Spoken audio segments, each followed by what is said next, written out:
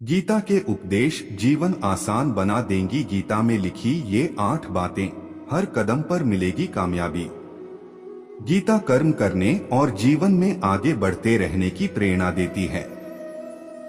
गीता के बातों का अनुसरण करने से जीवन बदल जाता है और व्यक्ति को हर काम में सफलता मिलती है। गीता के उपदेश हिंदू धर्म में भगवद गीता को सबसे पवित्र ग्रंथों में से एक माना जाता है। श्रीमद् भागवत गीता में भगवान कृष्ण के उन उपदेशों का वर्णन है जो उन्होंने महाभारत युद्ध के दौरान अर्जुन को दिया था। गीता में 18 अध्याय और 700 श्लोक हैं, जिनमें धर्म के मार्ग का अनुसरण करते हुए कर्म करने की शिक्षा दी गई है।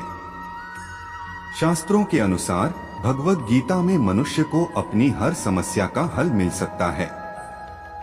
माना जाता है कि गीता के बातों का अनुसरण करने से जीवन बदल जाता है और व्यक्ति को हर काम में सफलता मिलती है। इसके साथ ही गीता में सफलता के कुछ मंत्र भी बताए गए हैं, जिन्हें आप जीवन में उतार सकते हैं। गीता कर्म करने और जीवन में आगे बढ़ते रहने की प्रेरणा देती है। ऐसे में आइए जानते हैं गीता के उन रहस्यमयी बातों को जिसे हर मनुष्य को अपने जीवन में उतारनी चाहिए। किसी भी कार्य को टाले नहीं। श्रीमद् भगवत गीता के अनुसार भगवान श्री कृष्ण कहते हैं कि कभी भी किसी काम को टालना नहीं चाहिए। निश्चित समय पर अपना काम को पूरा कर लेनी चाहिए। अगर आप कोई व्यक्ति ऐसा करता है तो वो हमेशा सफलता को प्राप्त करता है। वहीं अगर आप हमेशा अपने कर्म से भागते रहेंगे तो भी आप जीवन में सफलता हासिल नहीं कर पाएंगे। गीता में कहा गया है कि यदि व्यक्ति का कर्म सही दिशा में हो तो वह बड़ी से बड़ी मुश्किल का सामना भी आसानी से कर लेता है और कभी उसे असफलता का सामना नहीं करना पड़ता है। इन लोगों को ही मिलती है सफलता। भगवद गीता में भगवान श्री कृष्ण कहते हैं कि जरूरी नहीं है कि हर व्यक्ति हर काम में माहिर हो या वो सभी कार्यों को सही तरीका से कर सकते हैं। इसलिए अपनी शक्ति पहचानें और उसी काम को करने का प्रयास करें जिसमें आप अच्छे हैं। इससे भी आपकी सफलता निश्चित है।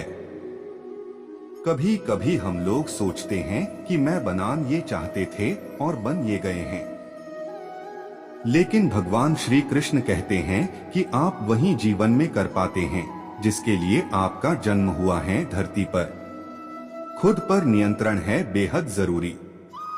डर लगने में कोई बुराई नहीं है, लेकिन उस डर को कभी भी खुद पर हावी न होने दें। खुद पर काबू रखकर ही सफलता को पाना संभव है। व्यक्ति का मस्तिष्क तभी तक उसका मित्र है जब तक वह उसके नियंत्रण में है। जब आपका दिमाग आपके नियंत्रण से बाहर हो जाता है तो वही उसका सबसे बड़ा शत्रु भी बन जाता है। इसीलिए जब तक आप सही है और जीवन में कोई गलती नहीं करते हैं तो आप किसी से बिल्कुल भी न डरे। और जैसे कछुआ सब ओर से अपने अंगों को समेट लेता है, वैसे ही जब यह पुरुष इंद्रियों के विषयों से इंद्रियों के सब प्रकार से हटा लेता है तब उसकी बुद्धि स्थिर है, ऐसा समझना चाहिए। विषया विनिवर्तन्ते निराहारस्य देहिनः रसवर्ज रसोप्यस्य परं दृष्ट्वा निवर्तते। इंद्रियों के द्वारा विषयों को ग्रहण न करने वाले पुरुष के भी केवल विषय तो निवृत्त हो जाते हैं, परंतु उनमें रहने वाली आसक्ति निवृत्त नहीं होती। इस स्थितप्रज्ञ पुरुष की तो आसक्ति भी परमात्मा का साक्षात्कार करके निवृत्त हो जाती है। यत्तो ह्यपि कौन्तेय पुरुषस्य विपश्चितः इंद्रियाणि प्रमाथीनि हरन्ति प्रसभं मनः। हे अर्जुन, आसक्ति का नाश न होने के कारण ये प्रमथन स्वभाव वाली इंद्रियां यत्न करते हुए बुद्धिमान पुरुष के मन को भी बलात् हर लेती हैं। तानि सर्वाणि संयमय युक्त आसीत् मत्परः वशे ही यस्येन्द्रियाणि तस्य प्रज्ञा प्रतिष्ठिता। इसलिए साधक को चाहिए कि वह उन संपूर्ण इंद्रियों को वश में करके समाहित चित्त हुआ मेरे परायण होकर ध्यान में बैठे, क्योंकि जिस पुरुष की इंद्रियां वश में होती हैं उसी की बुद्धि स्थिर हो जाती है। ध्यायतो विषयान् पुंसः संगस्तेषु जायते संगात् संजायते कामः कामात् क्रोधोऽभिजायते। विषयों का चिंतन करने वाले पुरुष की उन विषयों में आसक्ति हो जाती है। आसक्ति से उन विषयों की कामना उत्पन्न होती है और कामना में विघ्न पड़ने से क्रोध उत्पन्न होता है। क्रोधात् भवति सम्मोहः, सम्मोहात् स्मृति विभ्रमः, स्मृतिभ्रंशात् बुद्धिनाशो, बुद्धिनाशात् प्रणश्यति। क्रोध से अत्यंत मूढ़भाव उत्पन्न हो जाता है, मूढ़भाव से स्मृति में भ्रम हो जाता है, स्मृति में भ्रम हो जाने से बुद्धि अर्थात ज्ञान शक्ति का नाश हो जाता है और बुद्धि का नाश हो जाने से यह पुरुष अपनी स्थिति से गिर जाता है। रागद्वेष वियुक्तस्तु विषयानिन्द्रियश्चरन्, आत्मवशैर्विधेयात्मा प्रसादमधिगच्छति।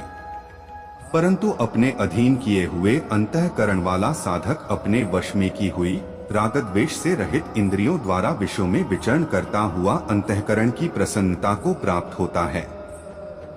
प्रसादे सर्वदुःखाना हानिरस्य उपजायते, प्रसन्न चेतसो ह्याशु बुद्धिः पर्यवतिष्ठते। अंतःकरण की प्रसन्नता होने पर इसके संपूर्ण दुखों का अभाव हो जाता है और उस प्रसन्न चित्त वाले कर्मयोगी की बुद्धि शीघ्र ही सब ओर से हटकर परमात्मा में ही भली भांति स्थिर हो जाती है। नास्ति बुद्धिर्युक्तस्य न चायुक्तस्य भावना, न चाभाव्यतः शांतिर्शांतस्य कुतः सुखम। न जीते हुए मन और इंद्रियों वाले पुरुष में निश्चयात्मिका बुद्धि नहीं होती और उस अयुक्त मनुष्य के अंतःकरण में भावना भी नहीं होती तथा भावनाहीन मनुष्य को शांति नहीं मिलती और शांतिरहित मनुष्य को सुख कैसे मिल सकता है। इंद्रियाणा ही चरता यन्मनोनुविधीयते, तदस्य हरति प्रज्ञा वायुर्नावमिवाम्भसि। क्योंकि जैसे जल में चलने वाली नाव को वायु हर लेती है, वैसे ही विषयों में विचरती हुई इंद्रियों में से मन जिस इंद्रिय के साथ रहता है वह एक ही इंद्रिय इस अयुक्त पुरुष की बुद्धि को हर लेती है। तस्माद्यस्य महाबाहो निगृहीतानि सर्वशः, इंद्रियाणीन्द्रियार्थेभ्यस्तस्य प्रज्ञा प्रतिष्ठिता। इसलिए हे महाबाहो, जिस पुरुष की इंद्रियां इंद्रियों के विषयों से सब प्रकार निग्रह की हुई हैं, उसी की बुद्धि स्थिर है।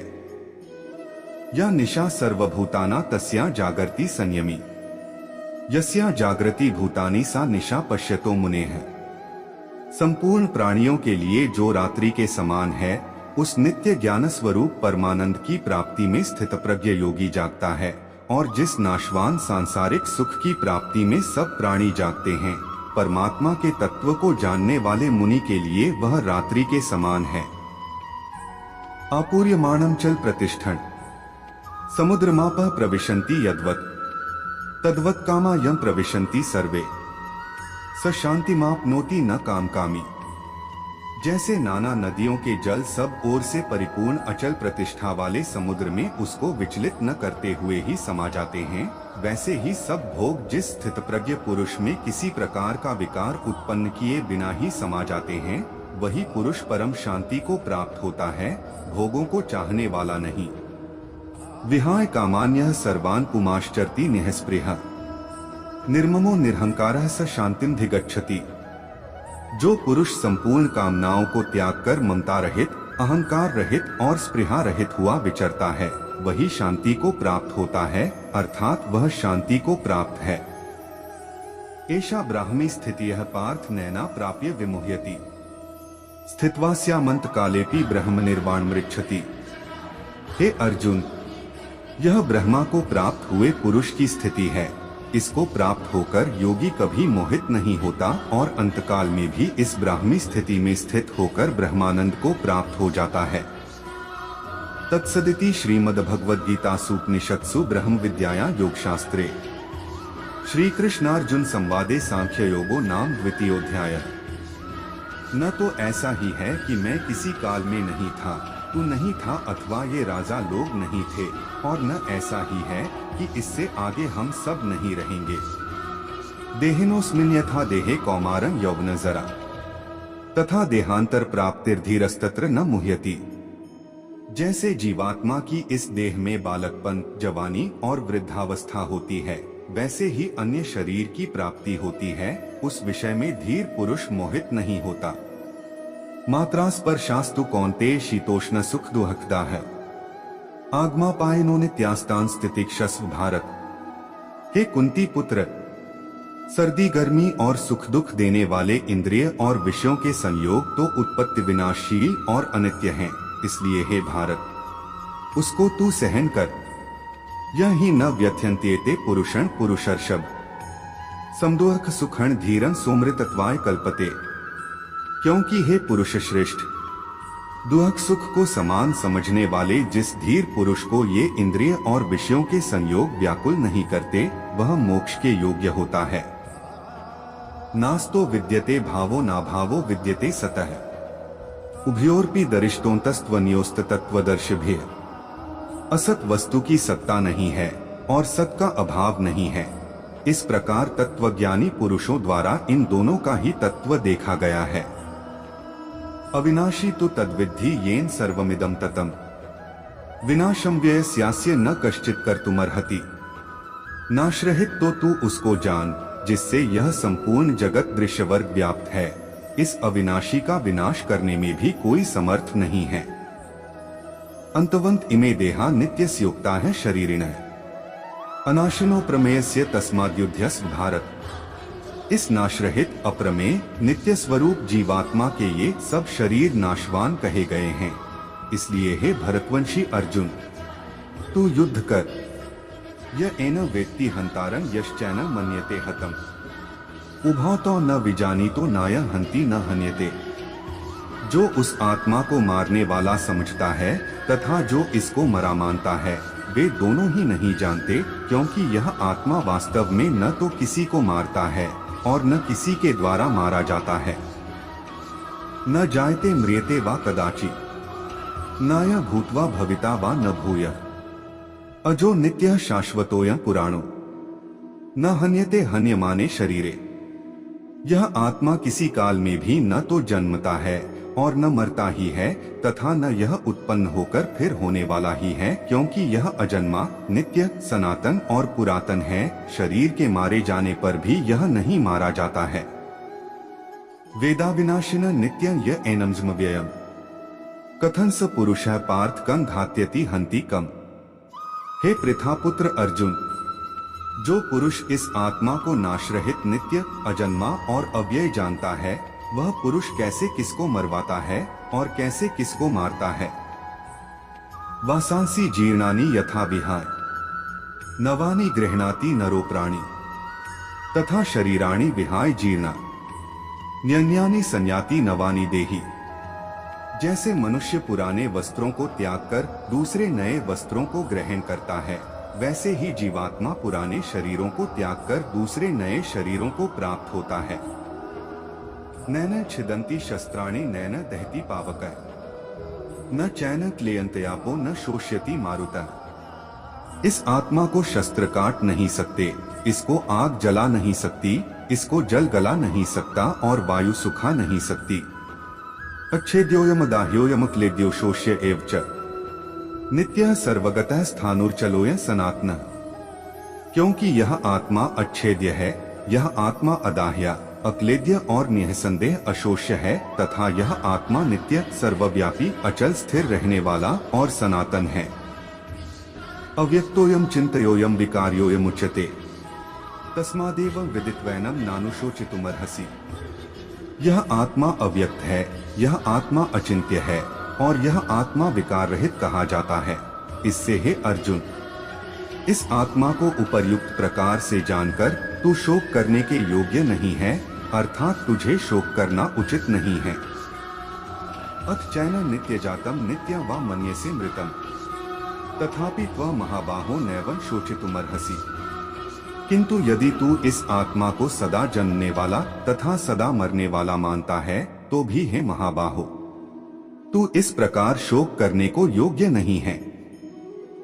जातस्य हि ध्रुवो मृत्युर्ध्रुवं जन्म मृतस्य च तस्मात् परिहार्यर्थे न त्वं शोचितुमर्हसि। जय पराजय, लाभ हानि और सुख दुख को समान समझकर उसके बाद युद्ध के लिए तैयार हो जा। इस प्रकार युद्ध करने से तू पाप को नहीं प्राप्त होगा। एषा ते विहिता सांख्ये बुद्धिर्योगे त्विमा श्रेणु बुद्धया युक्तो यया पार्थ कर्म बंधन प्रहास्यसि। हे पार्थ, यह बुद्धि तेरे लिए ज्ञान योग के विषय में कही गई, और अब तू इसको कर्मयोग के विषय में सुन। जिस बुद्धि से युक्त हुआ तू कर्मों के बंधन को भली भांति त्याग देगा, अर्थात सर्वथा नष्ट कर डालेगा। नेहाभिक्रमना शोस्ति प्रत्यवायो न विद्यते, स्वल्पमप्यस्य धर्मस्य त्रायते महतो भया। इस कर्मयोग में आरंभ का अर्थात बीज का नाश नहीं है और उल्टा फल रूप दोष भी नहीं है, बल्कि इस कर्मयोग रूप धर्म का थोड़ा सा भी साधन जन्म मृत्यु रूप महान भय से रक्षा कर लेता है। व्यवसायात्मिका बुद्धिरेके कुरुनंदन, बहुशाखा ह्यनंताष्ट बुद्धयो व्यवसायिना। हे अर्जुन, इस कर्मयोग में निश्चयात्मिका बुद्धि एक ही होती है, किंतु अस्थिर विचार वाले विवेकहीन सकाम मनुष्यों की बुद्धियां निश्चय ही बहुत भेदों वाली और अनंत होती हैं। यामिमा पुष्पिता वाचन प्रवदन्त्य विपश्चितः, वेदवादर्ताः पार्थ नान्यदस्तीति वादिनः, कामात्मानः स्वर्गप्रा जन्म कर्म फलप्रदा, क्रिया विशेष बहुला भोगैश्वर्यक्ति प्रति, भोगैश्वर्य प्रसक्ताना तयापहृत चेतसा। व्यवसायात्मिका बुद्धियः समाधौ न विधीयते। हे अर्जुन, जो भोगों में तन्मय हो रहे हैं, जो कर्मफल के प्रशंसक वेदवाक्यों में ही प्रीति रखते हैं, जिनकी बुद्धि में स्वर्ग ही परम प्राप्य वस्तु है और जो स्वर्ग से बढ़कर दूसरी कोई वस्तु ही नहीं है, ऐसा कहने वाले हैं, वे अविवेकी जन इस प्रकार की जिस पुष्पित अर्थात दिखाऊ शोभायुक्त वाणी को कहा करते हैं, जो कि जन्मरूप कर्मफल देने वाली और भोग तथा ऐश्वर्य की प्राप्ति के लिए नाना प्रकार की बहुत सी क्रियाओं का वर्णन करने वाली है। उस वाणी द्वारा जिनका चित्त हर लिया गया है, जो भोग और ऐश्वर्य में अत्यंत आसक्त हैं, उन पुरुषों की परमात्मा में निश्चयात्मिका बुद्धि नहीं होती। त्रैगुण्य विषया वेदा निस्त्रैगुण्यो भवार्जुन, निर्द्वंद्वो नित्य सत्वस्थो निर्योगक्षेम आत्मवान। हे अर्जुन, वेद उपर्युक्त प्रकार से तीनों गुणों के कार्य रूप समस्त भोगों और उनके साधनों का प्रतिपादन करने वाले हैं, इसलिए तू उन भोगों और उनके साधनों में आसक्तिहीन, हर्ष शोकादि द्वंद्वों से रहित, नित्य वस्तु परमात्मा में स्थित, योगक्षेम को न चाहने वाला और स्वाधीन अंतःकरण वाला हो। यावानर्थ उत्पाने सर्वतः संप्लुतोदके, तावान सर्वेषु वेदेषु ब्राह्मणस्य विजानतः। सब ओर से परिपूर्ण जलाशय के प्राप्त हो जाने पर छोटे जलाशय में मनुष्य का जितना प्रयोजन रहता है, ब्रह्मा को तत्व से जानने वाले ब्राह्मण का समस्त वेदों में उतना ही प्रयोजन रह जाता है। कर्मण्येवाधिकारस्ते मा फलेषु कदाचन, माँ कर्मफल हेतुर्भूर्माते संगोस्त्व कर्मणि। तेरा कर्म करने में ही अधिकार है, उनके फलों में कभी नहीं, इसलिए तू कर्मों के फल का हेतु मत हो तथा तेरी कर्म न करने में भी आसक्ति न हो। योगस्थः कुरु कर्माणि संगं त्यक्त्वा धनंजय, सिद्धय सिद्धयोः समो भूत्वा समत्व योग उच्यते। जो भी भक्त हमारे इस वीडियो को देख रहे हैं, वह कृपा करके इस चैनल को सब्सक्राइब जरूर कीजिएगा। जो भी भक्त इस चैनल को सब्सक्राइब कीजिएगा, उनको और उनके परिवार को हमारी कृपा सदैव बना रहेगा।